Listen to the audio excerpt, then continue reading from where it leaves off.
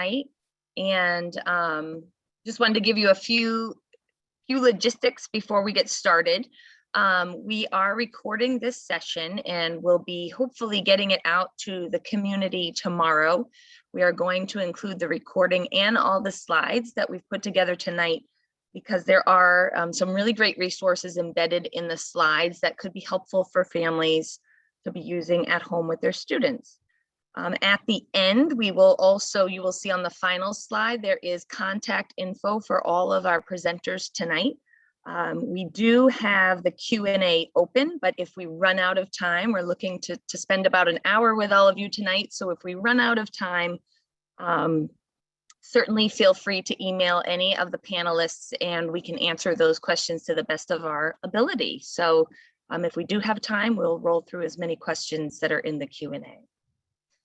So I'm going to start off tonight with introductions of our panelists here. Our first panelist, Denise Allen, she's an adjustment counselor at Placentino. Unfortunately, she had a family conflict come up, so she's unable to be here, but I do want to give her a ton of credit for the social stories you'll see in the slides further through the presentation. She does an incredible job putting together these things for the littles at Placentino and has helped make them available and helpful for our older kids, middle school through high school, that you can have tonight. I am Jess Beatty. I am the assistant principal at the middle school. We also have Jen Olson, who is our nurse at the middle school. Gretchen Powers is our adjustment counselor at the middle school. And Jess Smith is our school psychologist at the middle school. And Jackie Weiner is with us, the director of Holliston Youth and Family Services tonight. So I just want to thank all of you panelists for putting your all into this as we kind of muddle through the long road ahead and all the work we have to do. So I appreciate you taking the time tonight. On tonight's agenda, we're really going to hopefully provide all families from pre-K to 12 just with some information relative to the impact that COVID's had and will continue to have on your children, and how you go about helping better understand what they're going through and how those experiences impact them both at home and at school. And then we are going to roll through how to best help manage your child's emotions. So you're going to hear tonight and you're going to see on this long road ahead the journey of their emotions. And for better or for worse, we kind of talk about them tonight as being a roller coaster. Some are going to be really good emotions and some are going to be really hard. So we're going to walk you through some strategies, some tips, some ways to help better understand what they're dealing with. And then Jen Olson is going to do a comprehensive health and safety review for the district. So you'll be better able to understand any changes, but also any continuations of things that we've been doing to keep our schools safe and healthy for all of the kids. And then we're going to wrap up just talking about the school and community supports. So how it is that school and community are coming together to better help all the families of Holliston through this very crazy journey. So we did send out a Q&A form to help guide our creation of this presentation tonight.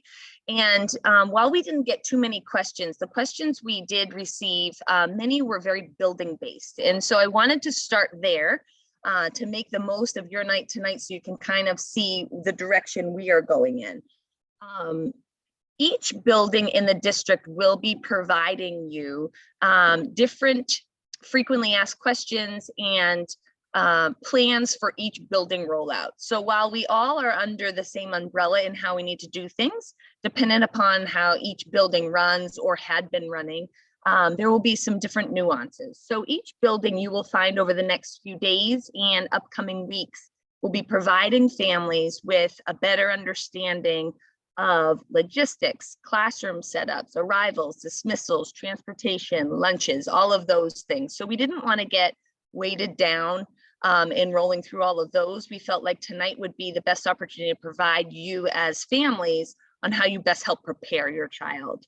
So tonight we're really going to focus on the impact of COVID, the behaviors, the supports and health and safety guidelines throughout the district from a pre-K to 12 approach.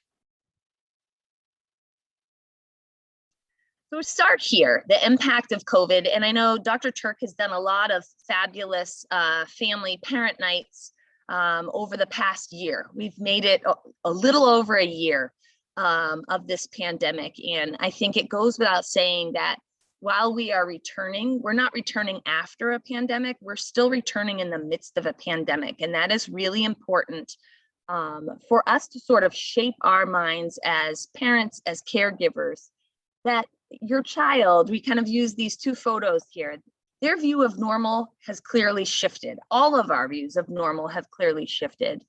And it's really important for us to digest just exactly what our kids are going through. And while this is very exciting, and I couldn't be more excited to have the kids in the building. It feels very strange even having half the kids in our building at the middle school.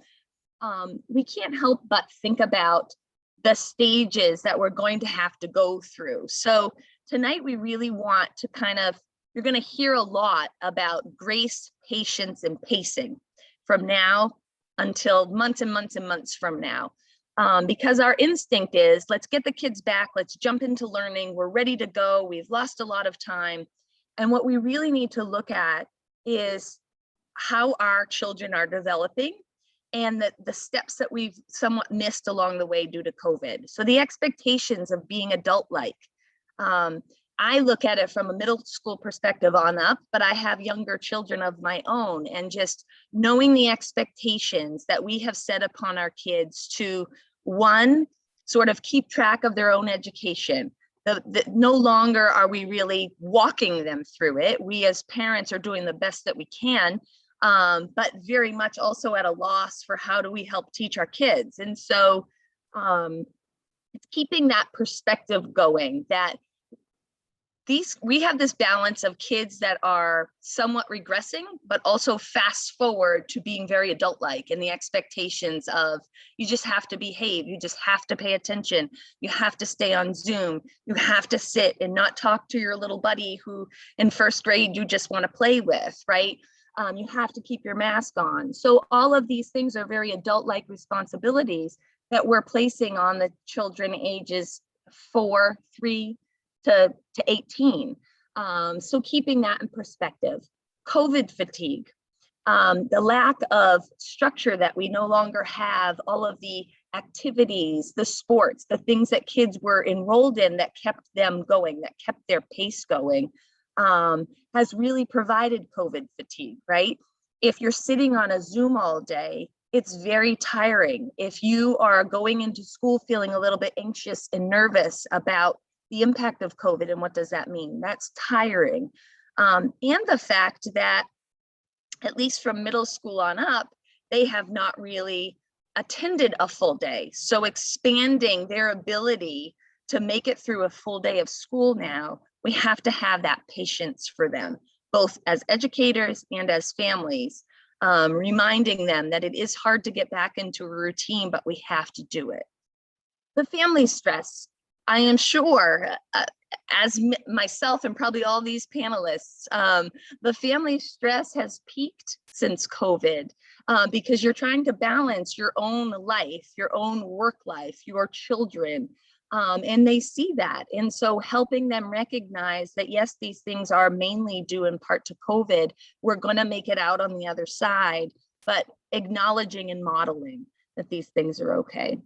Social isolation is, I think, one of the biggest concerns, that remote learning and in-person learning can work very differently. So for some anxious kids, remote learning feels really good because we've taken away the stress of things that were hard for them, engaging, being in school all day. Or for those kids that yearn for that socialization, taking that away or pushing them in full time now, it almost exacerbates that. They just want more of it. So it's really teaching and helping them remembering that balance, and getting them back involved, encouraging the play dates, encouraging activities, because some of us have found that comfort in not and no longer engaging, and we need to build their capacity back up. The dilemma of screen time and the lack of structure certainly are things that we will always battle.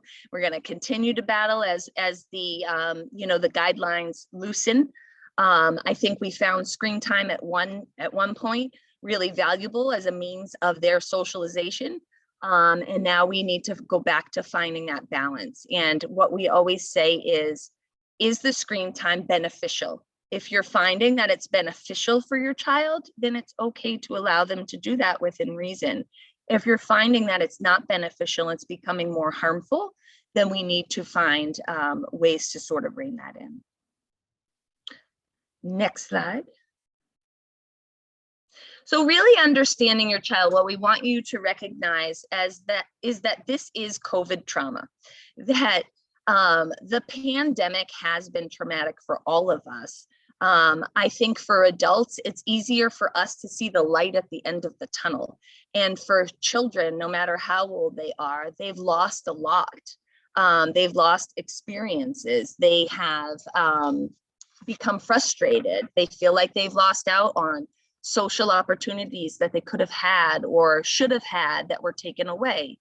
And we always revert back to behavior being communication. So if you can remember that and try, that's where we talk about patience, trying to remember that kids are behaving for a reason. It's their way to communicate. Just as a baby cries when they're hungry or they want to be picked up, we have much more patience more often than not for that. We don't always have patience for our 6, 7, 10, 15-year-old that is throwing things or refusing to talk or isolating themselves or getting really angry.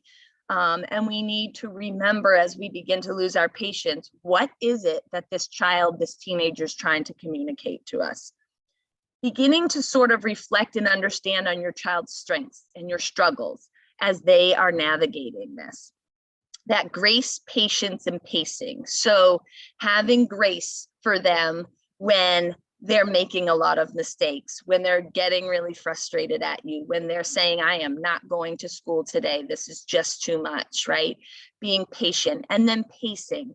The pacing between building their social emotional capacity back up while educating them. I think we know what it is that where we need to get them academically, but we have to recognize that from April 5th or April 26th, when your child enters back in full time, it's almost as if it's the first day of school.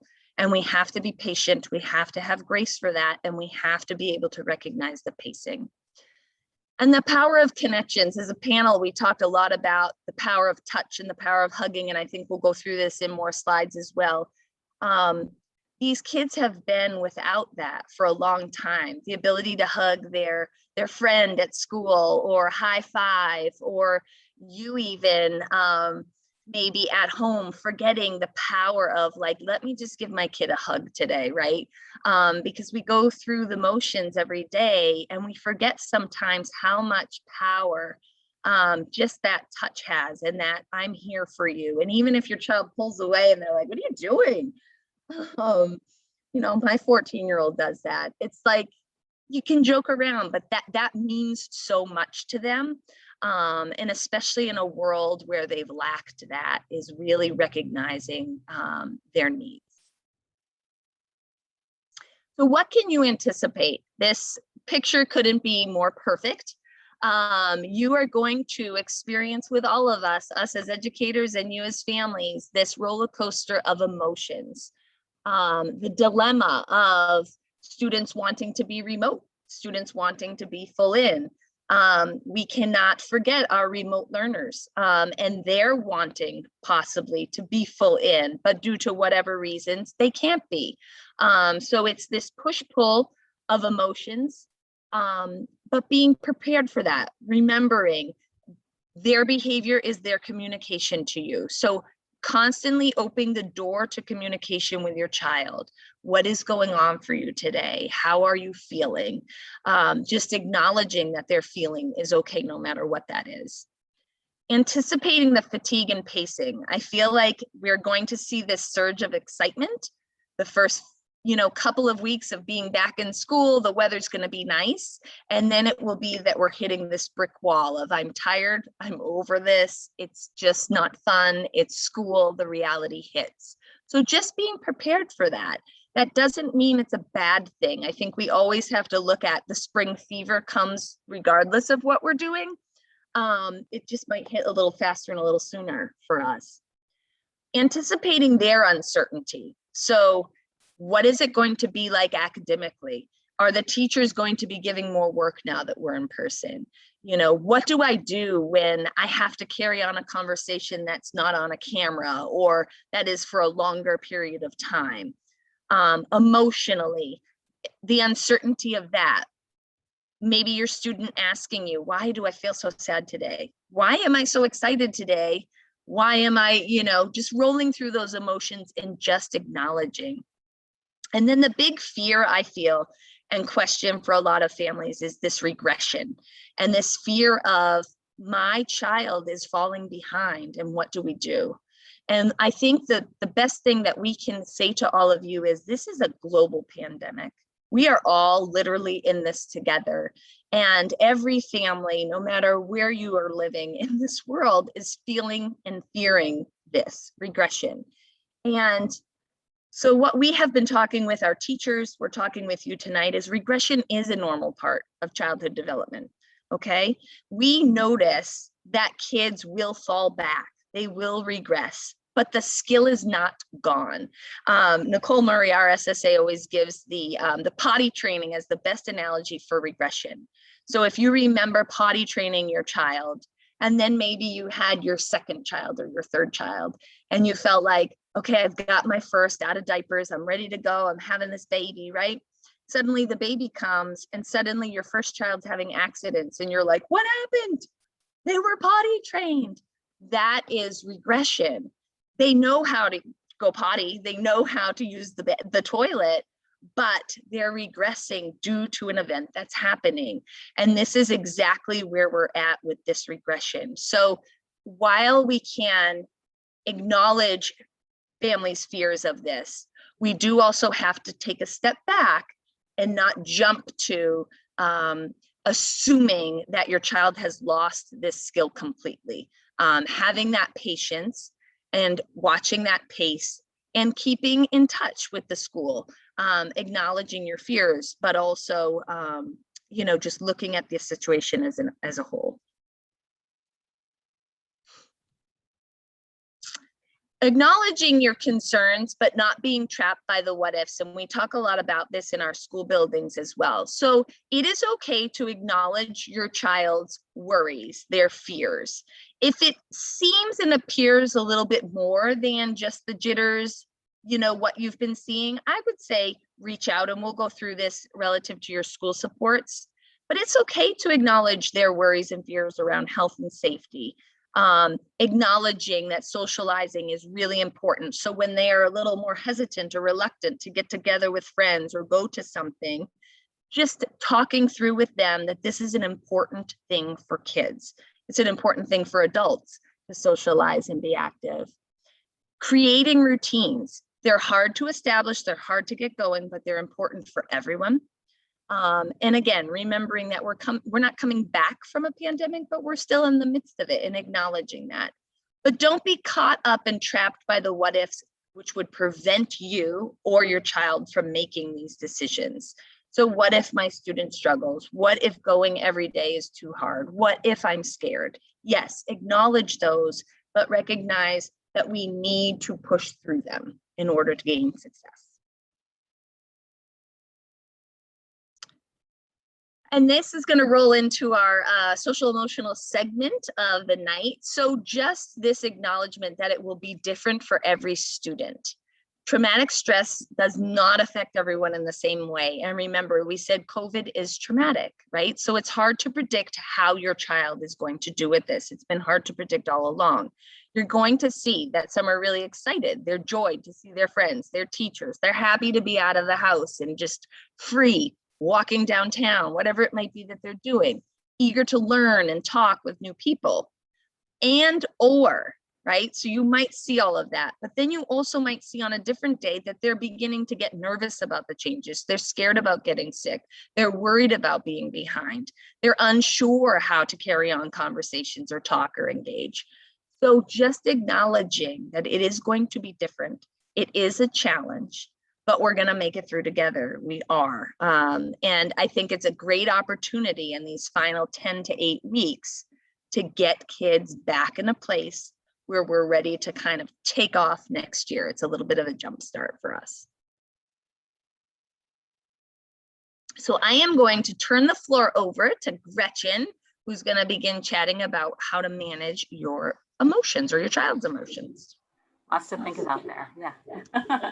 Thanks a lot, Jess. And honestly, you're going to hear me kind of going over similarly and a little differently also than things that Jess has already brought up. But I'm going to take a second too to thank all of you for coming tonight, because I know it's on the minds of all those here as well as those not here, right? What is this return going to be like? So I actually just want to begin my segments of this by just taking a few moments that kind of allow ourselves to settle. You've actually already heard a lot, and I can imagine your brains are already going with things that you've heard and either questions that you have or, you know, concerns that you might have.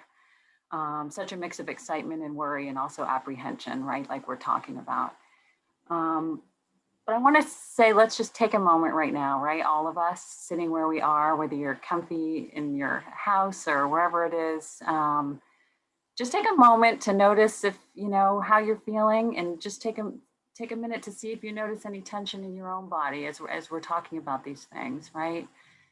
And see if you can notice where that tension might be and give yourself a second to get comfortable, right? See if you can loosen any of the tightness, maybe even name for yourself what's one feeling you're having right now, right? If you choose to want to close your eyes, you can, but we're just briefly going to take, as a community together, just take 3 collective breaths, right? We're just going to give ourselves a second to take a nice deep breath in and a nice exhale out. And another nice deep breath in.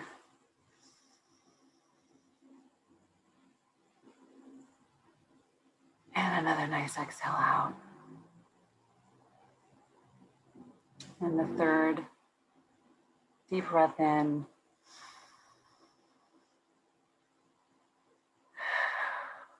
And a nice exhale out. All right. All right, I appreciate you all at doing that and just taking another moment to notice how you feel, right? That's just a very basic thing that one can do, deciding that they're going to give themselves a moment to take 3 deep breaths, right? We can do this for ourselves as adults. These are things we can do in our classrooms to allow ourselves to kind of get our brain into a place where we're more able to hear, we're more able to access that part of our brain, our cortex, that really lets us be available for what we're about to do. So you think about what you've heard Jess say already, right? Over the past year, the level and duration of stress that we have all experienced, what your students have all experienced, has been very atypical, right? To say the least. We're all collectively experiencing a low level activation of the stress response system at all times, right? I'm actually going to have you flick the slide for me. No. Our top one there was us relaxing and breathing, but we've got the stress response system here, right? We don't need to be afraid of this stress. Our students don't need to be afraid of the stress because we do have systems in our bodies that can help us manage it. We need to activate them. The way of interrupting the stress response system, right, is to turn on the vagus nerve. It powers up our parasympathetic nervous system. Deep breathing is just one thing, a very concrete thing that we can do to actually put a break on the stress response. I'm going to have you flick to the next slide as well now. So why am I talking about all this? So I'm talking about all this because I really want us to focus as a community of families and educators on tending to what needs to be tended to in the order in which it will be most helpful for our students to successfully manage the return, both in the spring as well as looking ahead to the fall. All right, because trauma really results in disconnection The antidote is connection. The most powerful protective factors in guarding against the trauma of this past year and its ongoing stressors, as well as its long-term effects, are authentic relationships and supportive communities. So the 3 R's in this are what you see here on the slide: regulate, relate, and then reason. So what this means is, first, we must focus on being able to regulate ourselves. Then we must focus on being able to form the relational connection needed. Then finally, we can get to that place of being able to reason, which means the place where we can learn. So first and foremost, with your children and for us, in working with your students through this, we want to emphasize the importance of taking things in this order. Again, like just said, people are worried perhaps about the idea of falling behind, but we will truly fall behind if we push rather than pace the academics, because of the all-important need to attend to the regulation and the relationship development that is necessary to get to the place of learning. Pacing is going to allow us to attend to the social emotional needs of the students, which is then going to help them be available. It will also help negate some of the ill effects of the collective trauma that has been experienced. So to the topic of regulation, right? An important question that we all have to ask ourselves as educators, as parents, is how, as the adults in these children and adolescents' lives, are we regulating ourselves, right? Because we want to create safe, respectful learning environments and homes where we recognize that first, we as the adults need to be regulated. So I like it, there's a psychologist, Karen Young, who explains it wonderfully. She indicates that the distress in our children and our students will raise distress in us for the purpose of protecting or supporting them, but it doesn't always work this way if their big feelings drive us more to a place of fight, like anger and blame, or flee, ignoring or separating ourselves from them.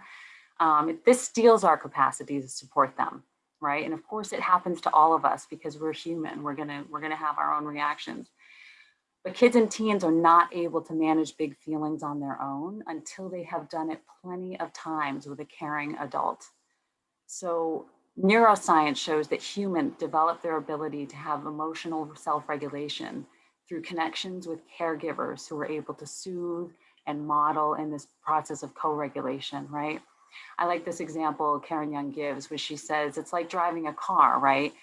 We can tell teens how to drive a car as much as we like, but just talking about how to drive won't mean they're ready to hit the road. Instead, we sit with them right in the front seat for hours, driving with them until they can do it on their own. And feelings are the very same thing. We need to feel with them over and over until they can do it on their own. We can go to the next slide.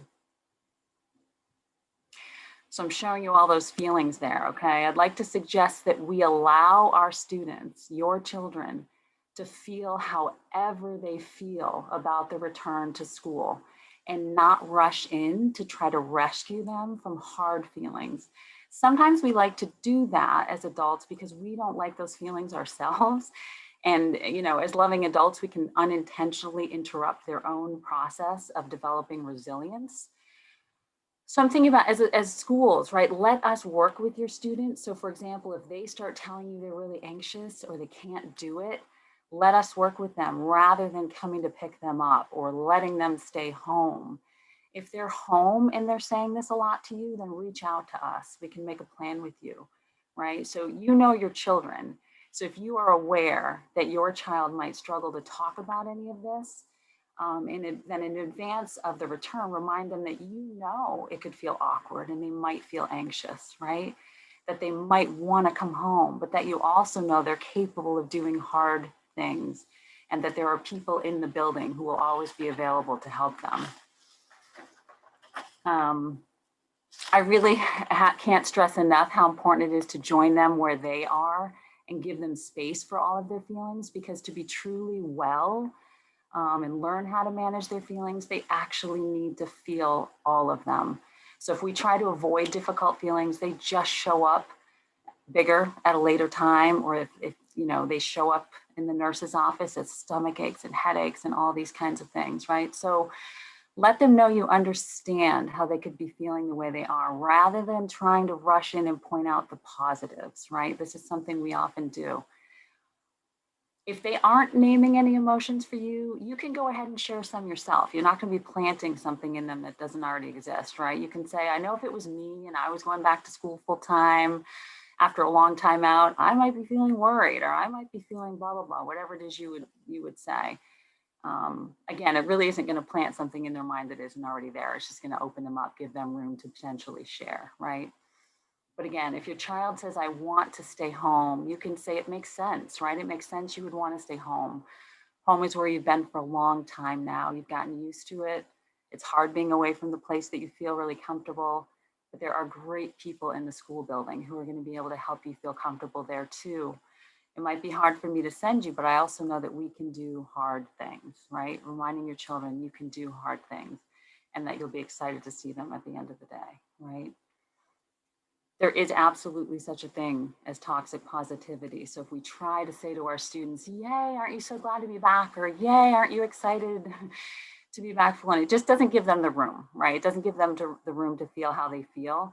And what happens in scenarios like these, and again, the best intentions are behind it, but what happens is then they potentially feel like they should be feeling a certain way about something that they don't, and that there's something wrong with them, that they aren't feeling that way, right? So open-ended questions are great. Just anything along the lines of, tell me anything you're thinking about the return. Is there anything on your mind about the return to school? And then you just wait, right? You see if they give you an answer. Whatever their answer is, see if you can just sit with it, right? Even if it's a hard thing that you're hearing from them. But what allows all of us as the adults what allows us to sit with it is really our own emotional self-regulation, right? So we have to be able to keep ourselves regulated to make space to hold all of these feelings that they might have. So anytime, as already has been mentioned, anytime they display feelings and behaviors, it's just their way of sharing an emotional load with us that they were not meant to carry on their own. So it's important too to know that self-regulation can just happen in micro moments. Educators and parents, we can see the feelings and behaviors for what they are. They're a call for support. We need to pause moments for ourselves when we're aware of their big feelings, because again, we don't want to react to their big feelings. We want to respond to them. So we have to pause ourselves, right? Teachers need to do this in their classrooms. Counselors need to do it. Parents, we all need to do this for them. We need to breathe and calm our own nervous system so we can calm theirs. And again, if you're someone who feels like breathing, that's not for me, then figure out what is for you, right? Figure out what you need to do to pause yourself for a moment. And I know I've mentioned this in a previous presentation, but I can't stress enough, and it's why we've got the picture of the flashlight here. I can't stress enough how it might feel uncomfortable to join your children, to join students in their darker places, because you might be afraid it will make them somehow feel worse. It does not happen. When we join others in their darker places, we truly are like a flashlight. They feel seen, they're not alone, and then we are the light that kind of can help them see their way through. So upon the return to school, I want everyone to know that your students are going to be supported through caring connection with teachers who are going to recognize where students are at this very distinct moment in time. We're going to be counselors, we're going to be working with teachers around best strategies for their classroom, ways to begin class, ways to attend to regulation within the classroom. So the focus really has got to be on that regulation and relationship building. All your students will have access to counselors as they need them. And your children, our students, they're trying the best in very difficult circumstances, whether it appears that they are at times or not. So our best way of supporting them through this in the fall as well is to just recognize where they are, right? Let them tell us where they are and notice their behaviors. One way a student put it to me the other day is they just kept saying, it's just going to be so awkward. It's going to be so awkward when we're all back there again. And I was like, oh my gosh, what a way to put it, right? It is. And especially middle schoolers, I mean, I'm in middle school, they're feeling awkward anyway. So this is like doubly awkward for them. But again, so the same way that we can catch their distress and then be distressed ourselves is the same way that we can be calm and then they can catch our calm. So I think that's a huge thing to hold on to. So we can take care of them by regulating ourselves. So we can be a steady, calming presence. That's what they're really going to need from all the adults around them. We all have such an important role to play in their successful return. So I appreciate your time with us again, and I will be moving on to our next presenter. Thanks, Gretchen. That was a great segue. And this, again, I'm going to give total credit to Denise Allen, who can't be here tonight. But the next few things, which will be myself and then Jess Smith, will really be going through some tips of things that you can do or show your child to best help prepare them for this next step in education. I'm going to switch the slide. So social stories, what are they?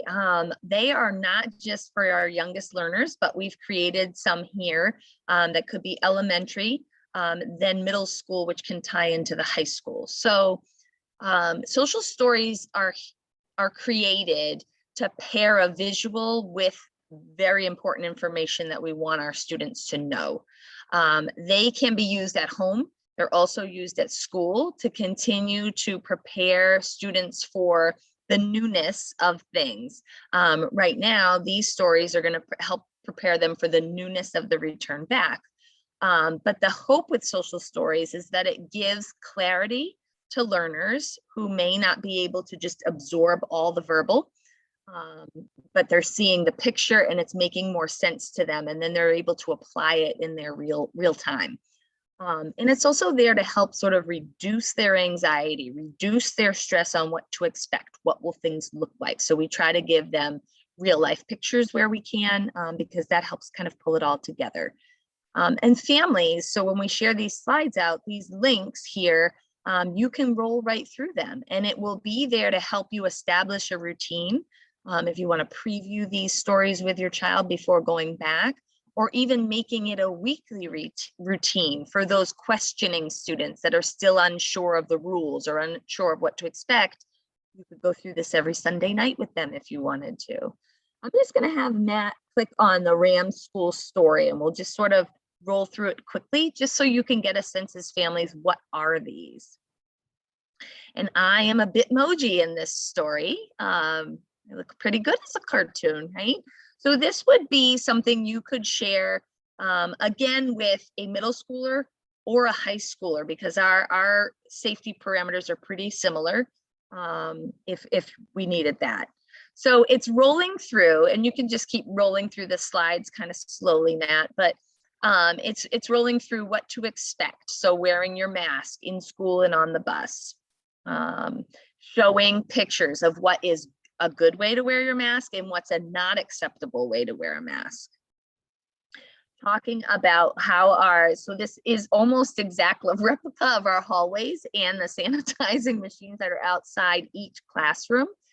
So making sure they understand that they're going to sanitize coming in the building, they're going to sanitize going in and out of the classrooms as they move.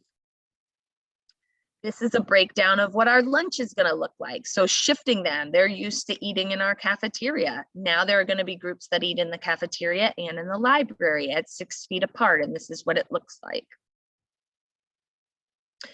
Talking to them about the rules of the road or the rules of our hallway at this point. So we have created essentially almost roads with the yellow tape, and so they stay to one side, keeping their distance, and the same going up and down the stairs with a mask on.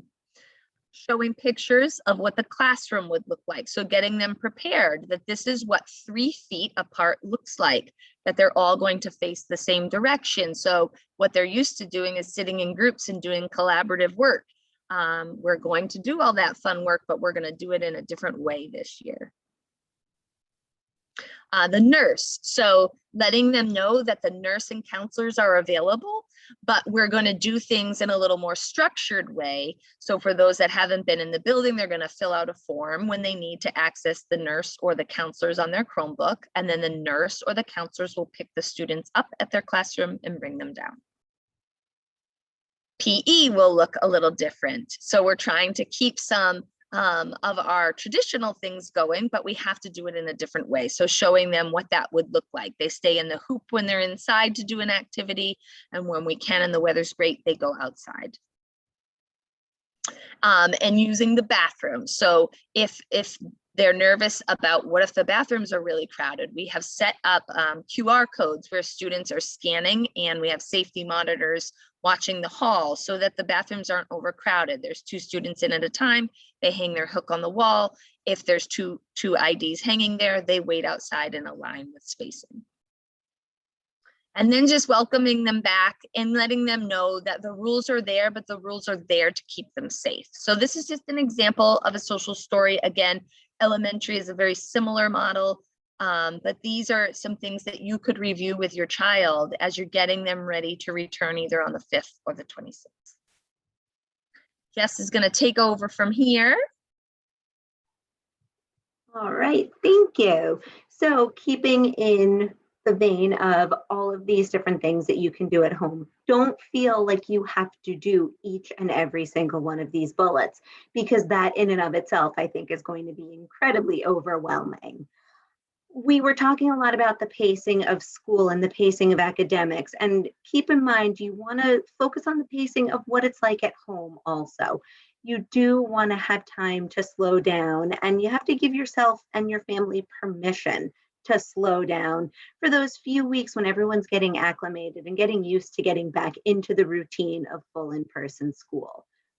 I think it's very important to try to establish very realistic routines and set very realistic expectations. Don't anticipate setting this routine and having everyone follow it right away. You're going to hit some bumps in the road, and that's going to be okay. You have to allow yourselves some grace. You have to give your students, your children, some grace. I think you've heard quite a bit tonight talking about modeling, and this is the perfect opportunity for us to model a lot of these skills for our students, a lot of that time management. A lot of these routines or these ways of getting everyone out the door in a seamless fashion, that's teaching them a lot of great time management skills. A lot of visual schedules can be very helpful, or visual to-do lists, checklists, things that I can do in the morning before school, things I do when I come home after school, things I do before I go to bed. In my house, we do a lot of front loading so that the morning is as easy as possible to get everyone out the door to all of the different places. It could be something as simple as you come home from school in the afternoon, empty out the backpack, and then immediately refill those things that can get refilled. Put in the snack for the next day. If it's non-perishable, throw it right in the backpack. If it's possible, make some lunches the night before. Get as much done as possible so that this way the mornings are less chaotic. A lot of people thrive on that structure, knowing what to expect, what to anticipate, what's going to come next. Color-coded calendars are great for that. We have one in my house where everyone has their own color, and it's just hanging on the side of the fridge. All you have to do is walk past and you can see your color and you know what to anticipate, what your week is going to look like. Scheduling downtime is very important. Everyone's going to be, as we keep saying, everyone's going to be tired. We're going to have to build up to that stamina of being full in-person learners as parents, dealing with the exhaustion or the fatigue when everyone comes home. So definitely schedule in that downtime, which I know is going to be hard as we're also entering into the beginning of spring sports and practices and games and everything else. And, it's okay to prioritize and say, what, sometimes downtime might be a little bit more necessary than going to practice today, or going to practice short so you can have some of that downtime. Expect for that temporary regression. And at school, we're going to see it academically. At home, you're going to see the emotional and the behavioral regression, and allow for it. Meet your child where they're at. And a lot of times we see this regression because it's the student's way of going back to what's comfortable, where things are effortless. They don't have to think about it. They don't have to put too much thought or effort or emotion into any of these things. And just for that temporary period of time, meet them where they're at. If you see that your teen is, regressing and playing with some toys that they haven't played with in a couple of years, allow for it. Talk to them, engage with them, and just let it ride its course, because again, they're seeking out that comfort.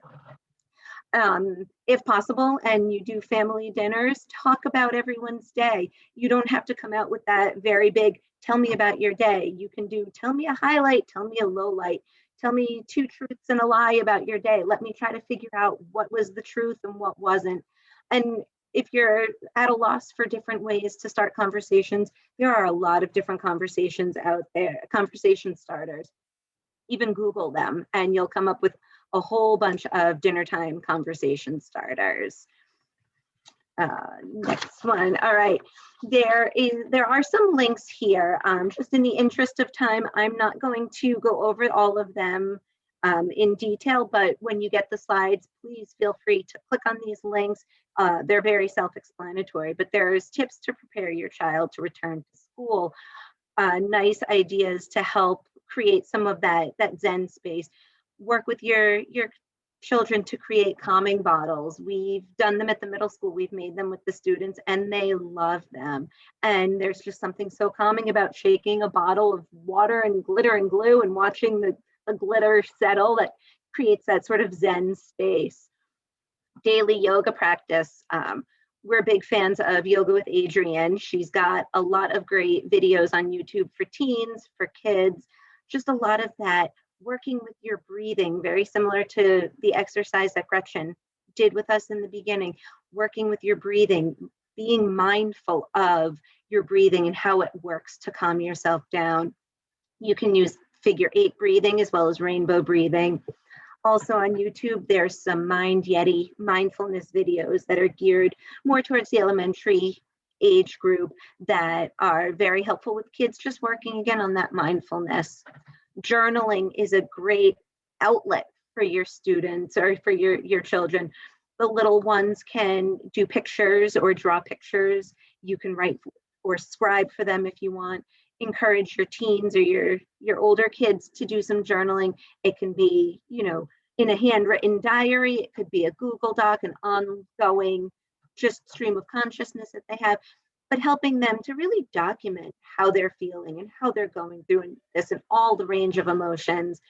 And again, daily hugs. Even if they're resistant, hug your kids. They might not know that that's what they need until they have it.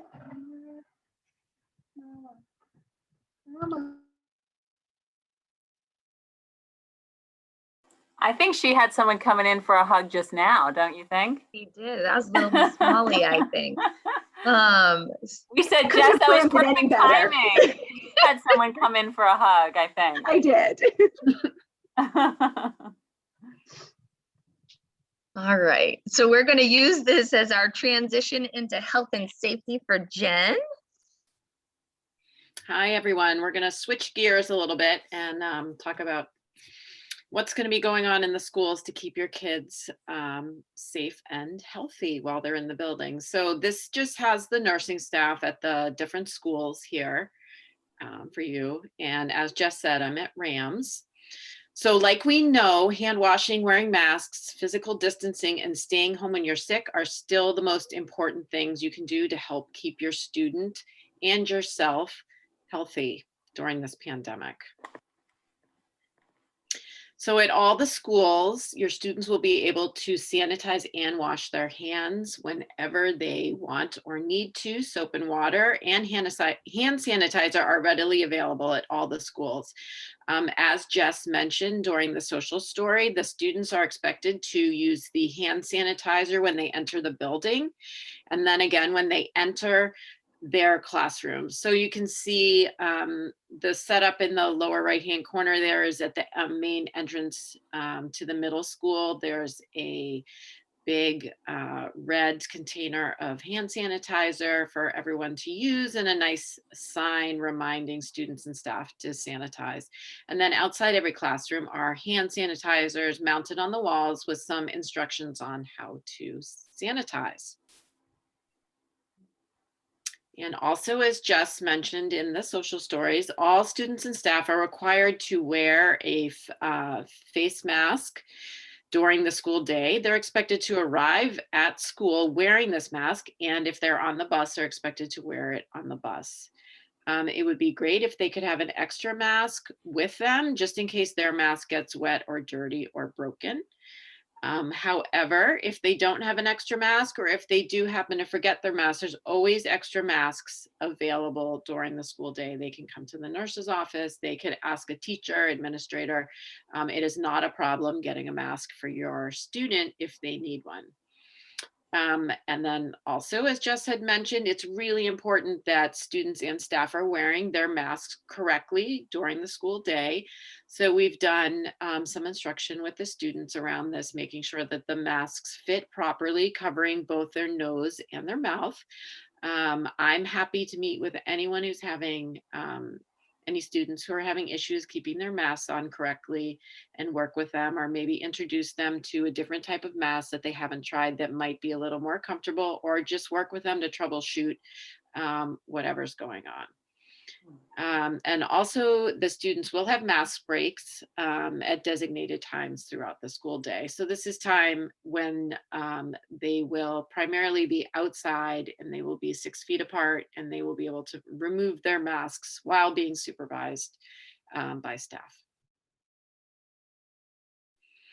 Okay, we know that physical distancing is still really important, and we also know that we're moving from keeping our desks 6 feet apart to 3 feet apart. And I wanted to share this study. If you click on the link there, once you get the slides, you'll be able to view the actual study. But there was a recent study done that suggests that having a physical distance of 3 feet is just as safe as having a physical distance of 6 feet, as long as everyone remains masked while they're 3 feet apart. So in this study, they compared infection rates at Massachusetts schools that only required 3 feet of distancing with those that required 6 feet. And the study found that there was no significant difference in the case rates among students or staffs in the different cohorts in the schools that distance 3 feet and the schools that distance 6 feet. So in terms of physical distancing, Jess also touched on this a little bit.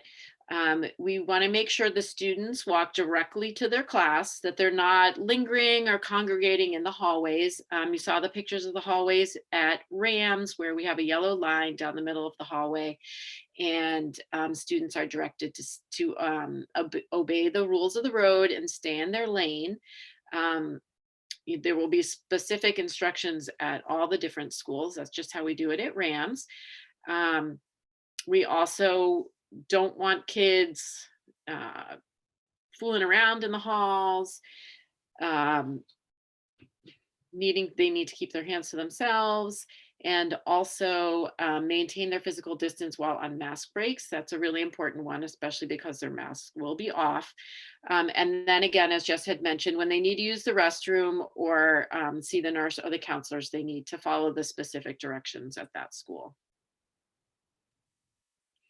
In terms of cleaning and disinfecting, the entire school will be cleaned regularly, with common surfaces being sanitized multiple times throughout the day. There's always our cleaning crew walking around, spraying frequently touched surfaces. Desks at the high school and Rams will be cleaned at the beginning and end of each class, and instructions will be given at each school about specifically how that will take place. Belongings will be kept with your student. Lockers are not going to be utilized. Water fountains cannot be used, but they can be used to refill water bottles with the touchless system. So it would be really great if your student did have a water bottle with them, because they are able to refill them at the water fountains with the touchless system. And then please continue to remind your students that they shouldn't be sharing any belongings with classmates or friends. I also wanted to talk a little bit about pool testing. We started pool testing at Rams about a month ago, and it's been very successful so far. Pool testing is a really important tool for us to use to keep the schools safe by allowing us to identify cases before the virus can spread. This means it's usually identifying asymptomatic individuals, and it allows us to do contact tracing in a more timely manner. Pool testing is going to occur once a week at all the schools, and it does require parental consent. You can, if you haven't filled out a consent form and you're interested in having your student take part in pool testing, you can reach out to your building nurse. I do know it's gone out several times in emails, but I know those emails do get lost very easily. So just reach out to your building nurse and they can help you with that. A huge thing that we need to make sure we're doing to ensure a safe return to school is keeping your student home if they are sick. And this means if they are sick with anything, GI issues, a headache, they don't have to have a fever to be kept home. Anything that is out of the usual for them, please keep them home. Give a call to your building nurse and discuss what's going on with them to decide if you need to follow up with the pediatrician and or have your student COVID tested. If your student is diagnosed with something like seasonal allergies, which we're starting to see a lot of now, or migraines, or something along those lines, have your pediatrician write a note for that student and give it to the school nurse. This is going to help avoid having your student be sent home unnecessarily for complaints of a headache or a runny nose that is really related to another condition that you know they have. So as long as we have documentation of that condition in the nurse's office, then your student should be all set. If your student does have a COVID test for any reason, and again, the test must be a PCR test, please make sure that you send documentation of that test to the building nurse prior to sending your student back to school. If your student is homesick and their illness is not COVID related, so it means that they haven't tested positive or they have not been identified as a close contact, then they will not have access to remote education. And this will just be a regular sick day like they used to have.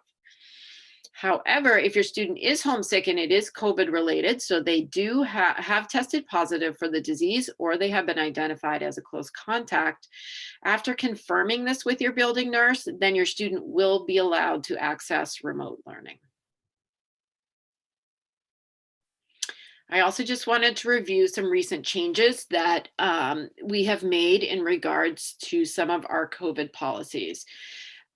So a really big one that we have made is the district has aligned itself with the CDC guidelines for close contacts. And what that means is that if your student is identified as a close contact, then your student will need to quarantine, but they can test on day 5. And they will quarantine through day 7 and return to school on day 8 if they have a negative PCR test on day 5 or later, and if they have no symptoms. So you'll be talking to your building nurse about this. You will need to send documentation of the negative PCR tests, and your school nurse will confirm with you your student's return to school date. Now, this is a change. We had been doing a 10-day quarantine period for close contacts. So this is a shorter quarantine period. Also, another policy that we have changed is that if a household member has been identified as a close contact and has no symptoms, then the siblings may come to school. And also along those same lines, if a student has been sent home because of illness, the siblings do not need to leave school or remain at home. If your student is staying home due to illness, please make sure to reach out to the school nurse just so that we can help you determine if a COVID test is necessary or not. And the siblings may attend school. Another thing to point out is that individuals who have been identified as close contacts are not required to quarantine if they have been fully vaccinated. And what that means is that if you're getting the Johnson & Johnson, you've had your 1 shot and you're 2 weeks post-vaccination. If you're getting either of the other 2 vaccinations, that would mean you've had your 2nd shot and you're 2 weeks past that to be considered fully vaccinated. One other important change is that we've aligned ourselves with the Massachusetts travel order, and that is now not mandated. It is just a travel advisory. So this means that there is no mandatory test upon returning to Massachusetts. So if you travel, you no longer need to notify us, and you no longer need to send a PCR test in with your student when they return to school.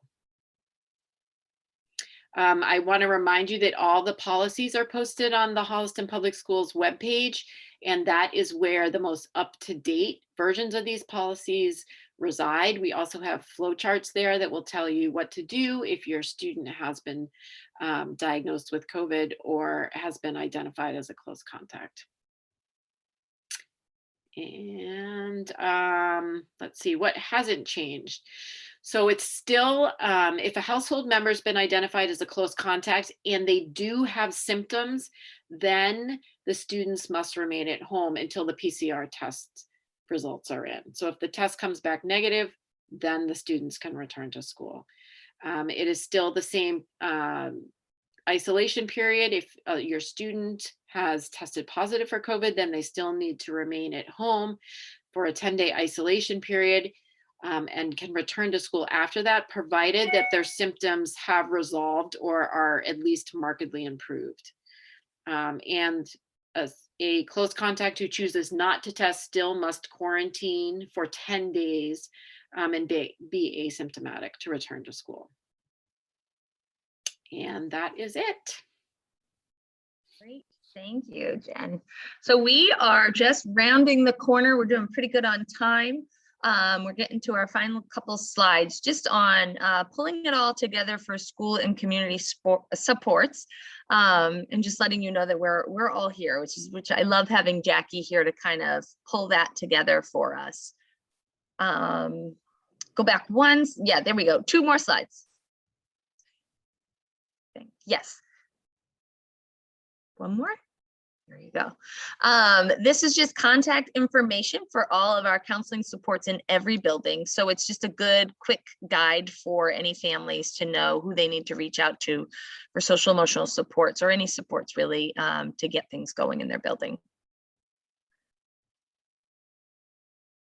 As a school, we just kind of collectively pulled everything here that we will be continuing to work on. So these are things that just come to mind when we're starting to begin to work on socialization and bringing back sort of that traditional thing that we're used to in school. So getting them involved in sports clubs, providing social emotional learning supports in all of our classrooms and embedding that in education, the power of play and recess and cooperative learning. So getting us back to the whole child support in school is really, really important. And it is going to be a focus. You're going to see that as we go from April all the way through. We really need to support that whole child to open up their mind for learning the academics. And Jackie, this is all you. Great, great. Thank you, Mrs. Beatty, and thank you, families, for joining us tonight. I am Jackie Weiner. I'm the Director of Holliston Youth and Family Services, which is actually a municipal department here in town. We have a mission to provide counseling and social services to Holliston residents and to promote behavioral health and wellness for the entire community. And I'm going to talk to you a little bit about some of the resources that are available in the community to tap into. First and foremost, I want to speak about our rent and mortgage relief. It's probably one of the biggest undertakings we've done now throughout the entirety of the COVID-19 crisis. It started back in the fall. We've done 3 rounds of rent and mortgage relief at this point. It is through the CARES Act money. If you are a family in town that has been struggling financially due to COVID, you've got a COVID related need, anything that's impacted you over the last year, you would qualify for our rent and mortgage relief program. There are guidelines and applications on our website, so please check it out and don't hesitate to reach out to me if you're interested or need more information on that fund. We also are working with the Holliston Drug and Alcohol Awareness Coalition to really address any substance use changes and trends in the community and mental health needs in the community that have increased or changed over the COVID-19 crisis. We're working right now on a big grant process for the Drug-Free Community Grant, which would provide the town of Holliston with over $500,000 in funding for the next 5 years if we're successful in getting the grant. And that really is working with all our stakeholders in the community, our superintendents, our building leaders, our public safety officials, to really kind of come together and discuss primary prevention strategies in the community. So we have a really dedicated group of stakeholders and also community members who are working with the coalition. So if you're interested in something like that, please let me know. I'd love to give you some more information about the Holliston Drug and Alcohol Awareness Coalition. I also want to talk a little bit about the Holliston Pantry Shelf. They are wonderful. If you have not had a chance to see our local food pantry, it is they have the utmost respect for people in the community. Their food is nothing short of high quality. Their focus is on the integrity of food selection and healthy choices for families. It's discreet and definitely something that is a hidden gem of Holliston that I wish wasn't so hidden, that more people took advantage of. They've been great through the COVID-19 crisis. You can apply through our department for the pantry shelf. You can also apply through the clerk's office at Town Hall.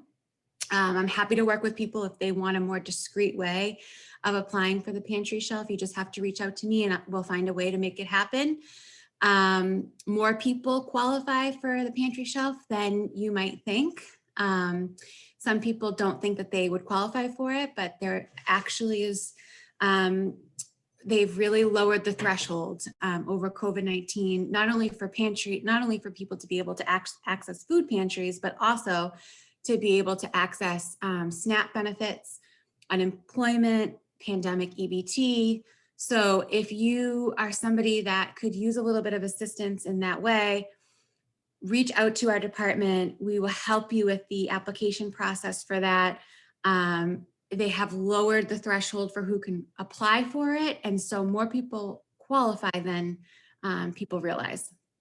The pantry shelf has also donated some CSA food shares to our department through a local farm in Holliston, Upswing Farms.